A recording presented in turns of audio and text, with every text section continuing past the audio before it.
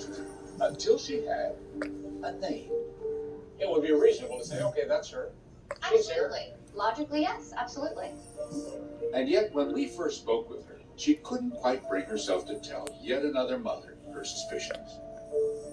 I not only have to go tell her she's dead, I have to tell her that she's one of these girls. So that's going to be hard, I think. Out here with us, she seemed to be willing herself, pulling strength from Jane Doe herself. I think in her own way she'll help me. She'll help me. I don't think she wants to be Jane Doe forever. And then a couple of months later, she let us know she'd called on the fifth mother and delivered the news that Sable Pickett, just 19 years old, crossed paths with Gordon and Cato on the streets of Orange County and did not survive.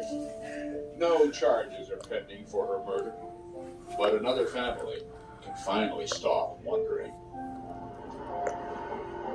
Homicide detectives often tell us they work for the dead. Up here on Landfill Mountain, we understood that a little better.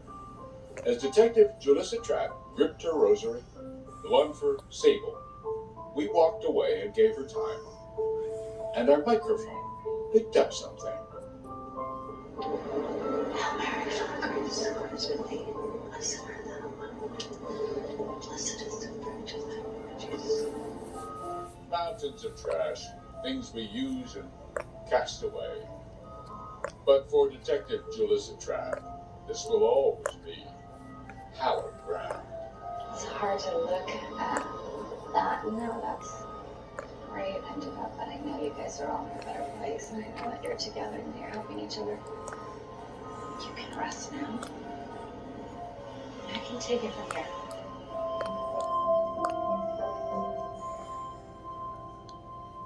That's all for now. I'm Lester Holt.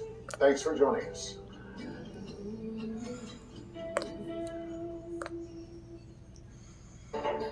He said Christy's been murdered.